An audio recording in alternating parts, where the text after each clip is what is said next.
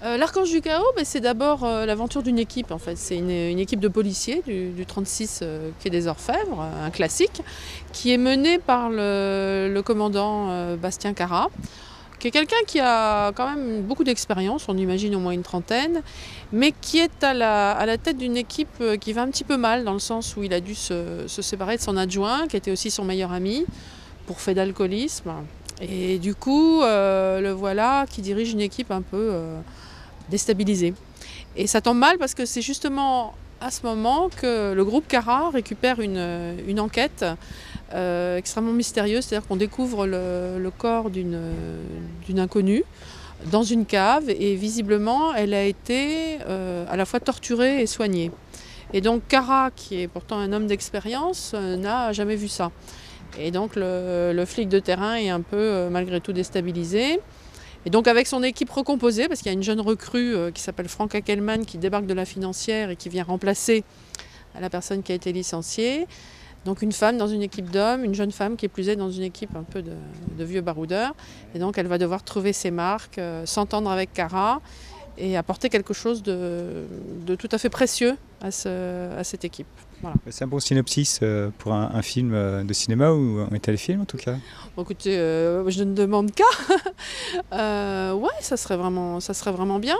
En général, je raconte des histoires que je vois. C'est un peu comme si je racontais le film qui se déroule dans ma tête. Donc là, ça n'a pas changé. C'est une histoire assez visuelle, c'est vrai. Mais je suis très nourrie de cinéma et de séries. J'aime beaucoup les séries comme The Wire, Breaking Bad, Dexter. Il y a tout un tas de séries comme ça, généralement anglo-saxonnes, voire scandinaves. J'ai beaucoup aimé The Killing aussi, qui m'inspirent et qui sont tout à fait artistiquement intéressantes. Vous seriez prête, vous, à devenir actrice, passer devant la caméra? Ouais. Actrice, je serais nulle. Alors vraiment, non, j'ai bien trop d'admiration pour les acteurs. Là, tout à l'heure dans la librairie, on a vu une affiche avec Fabrice Lucchini. Alors lui, oui, non, mais lui, il est génial, mais moi, je serais absolument incapable de faire ce qu'il fait. Et en plus, je ne comprends pas comment ça marche. Je n'ai jamais réussi à comprendre comment les acteurs réussissaient à faire ce qu'ils font. Pour moi, c'est magique. Et j'avoue que quelquefois, je me sers d'eux en coulisses, par exemple pour le personnage de Bastien Carat, pour le créer, pour l'incarner. J'avais un petit peu de mal au début. Je savais qu'il me fallait un flic sérieux, qui ait un peu de bouteille, pas mal d'expérience et d'autorité, mais quand même une petite fragilité. Et en fait, j'ai pensé à Lino Ventura, qui est un acteur que j'adorais parce que c'était un naturel. Il n'avait jamais fait le conservatoire ni rien, mais il était bon comme ça parce que c'était sa nature. Et donc j'ai pensé à lui et j'ai emprunté le physique, le tempérament de Lino Ventura, puis aussi l'expérience, tout ce que j'avais vu, tous les films que j'avais vus de lui, vus et revus d'ailleurs. Vous travaillez la nuit, vous travaillez le jour, comment ça se passe? Racontez-nous. Je dors et je rêve. Et je lis les autres aussi. Non, ça m'a pris je sais plus parce que je pense qu'il y a au moins un an facilement, si ce n'est plus, plutôt 2 je dirais. Je l'ai réécrit au moins 8 fois, je crois. Pourquoi? C'était une histoire qui me résistait.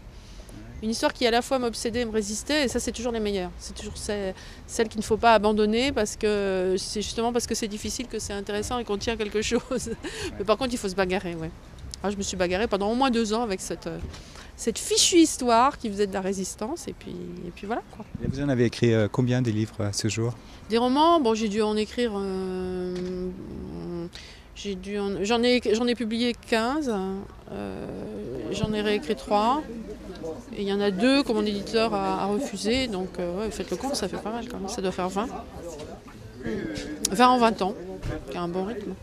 Encore, là, vous êtes à Saint-Dié dans la librairie Le Neuf pour soutenir le mouvement des libraires indépendants, c'est important pour vous? Je pense qu'on est dans une situation économique délicate et que les gens ne mettent pas forcément le livre au centre de leurs préoccupations et de leurs priorités, ce que je comprends fort bien, mais en même temps il faut se battre. C'est sûr que aussi bien les auteurs que les éditeurs et que les libraires, il faut croire au livre parce que le livre est essentiel, c'est une nourriture essentielle.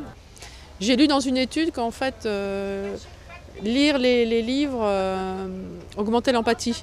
Donc je pense que pour une société, ça fait une huile, pour les mécanismes de la société, c'est une huile assez importante, essentielle même.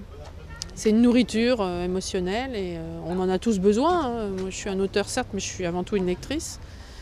Et on ne peut pas vivre sans le livre, donc on ne va pas forcer les gens à lire, mais je pense qu'il faut leur rappeler régulièrement que le livre existe et peut-être qu'ils en ont besoin. Ils le savent, mais quelquefois, c'est normal, d'autres préoccupations, je pense, qui sont tout à fait légitimes.